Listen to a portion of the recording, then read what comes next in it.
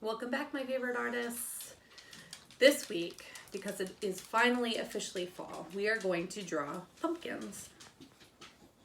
We're going to start by looking closely at the pumpkins I have here, and you're going to notice they're never a perfect oval, and they have these sections inside. Inside these sections, we are going to draw different patterns. They can be simple, like just circles or dots, or squiggly lines. They could be complex, like a repeated fall image, like a crescent or a harvest moon. Or if you really want to get complicated, you could do the phases of the moon repeated inside. I was trying to think of a fun, calming, peaceful art project we could follow up with last week's and the week before when we were drawing our breath. And I know if you've worked in my art studio before, you know I really think Zen tangles or doodling is a great way to calm your mind and body. So I thought instead of just drawing pumpkins, we would include some Zen tangles inside, a repeated doodle within each segment. So let's begin by drawing a pumpkin. Most pumpkins are ovals. They're never perfect. We're not going to worry about that. So the best way, in my opinion, to start, and again, it's your artist's choice, is to hold your paper the long way or vertically. And inside that, we're going to just draw a long oval. And I messed up a little bit, and that's okay. Now, I would like you to have at least 5 sections to add Zen tangles in. So here's one.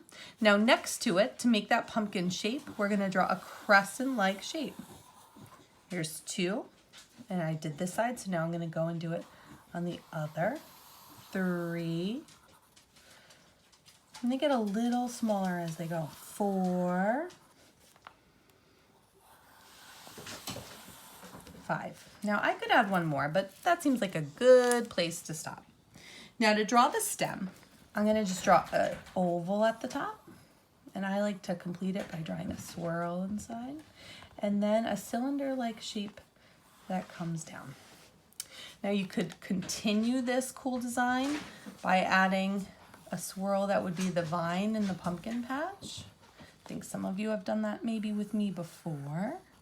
And inside that, you certainly could add Zen tangles. You could add a leaf with Zen tangles. You're also going to notice that my paper has some bleeding of markers from prior weeks. We're going to use what we have right now, friends. Art kits have not come in yet, so whatever you have available, this would look really cool on the back of a cereal box or cracker box or whatever you have access to. I know supplies have been an issue. I've heard that from more than one of you. And again, we're going to use what we have. So I hope you have a pencil and something you can use for paper. That's all you really need. But if you have other art supplies, you certainly can add it. So now I have my pumpkin and I'm pretty happy. You could draw a shadow under it if you wanted to show some value and depth, give it more form. Or you could keep it really simple and just start with your Zen tangles. So I'm going to really try to do my very best idea inside the middle. And I'm thinking harvest moon. I mentioned that. So inside, I'm going to add a crescent moon with stars. And again, you repeat it.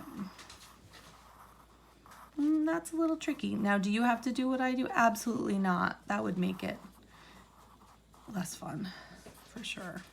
So you fill your pumpkin with whatever you want.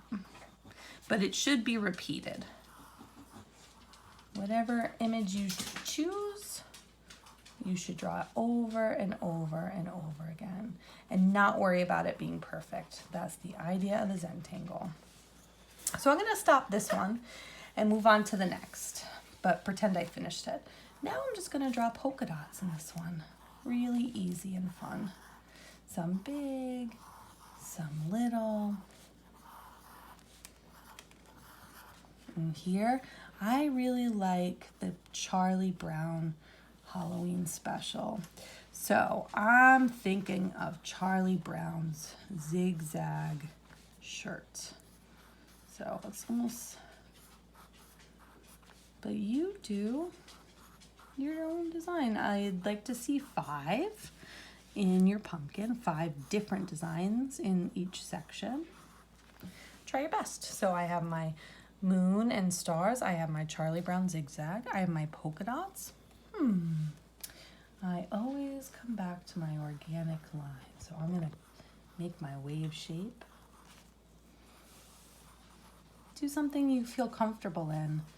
Again, the idea of the Zentangle is to be peaceful and calming.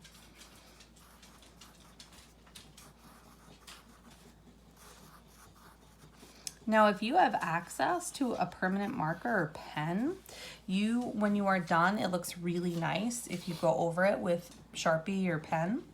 And then you could certainly watercolor it, or you could just do the whole thing in pencil. So I have my waves over here. I'm gonna go with the swirl. You could do leaf shapes. If you have time, you could add more sections to your pumpkin. You could add leaves, you could add vines.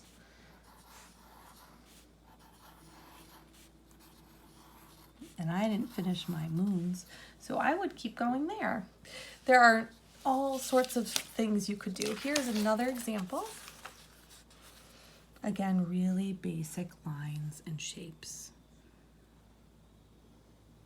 It should be fun.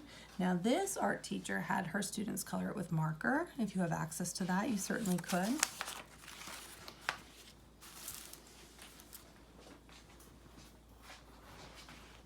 I could go and go and go, as I hope you enjoy doing this also and feel like you'd really like to continue it. Don't forget to sign your name. So I'm gonna put my name at the bottom. And if you have time, you could give it a face. You could give it a whole background, or you could cut it out. I've seen some of you do that with your dots and things, and I really like that. I just got a die cut postcard of Rhode Island the other day that was cut out that was really cool. So there's something about cutting it out too I really enjoy. I hope you have a lot of fun drawing Zentangle Ramir Brito inspired pumpkins. I hope if you have the opportunity to look at a pumpkin right now, you notice these sections and how they curve, and maybe just dream up different designs you'd like to put inside. Feel free to color with markers or paint, but most of all, have fun. Thanks, guys. Have fun.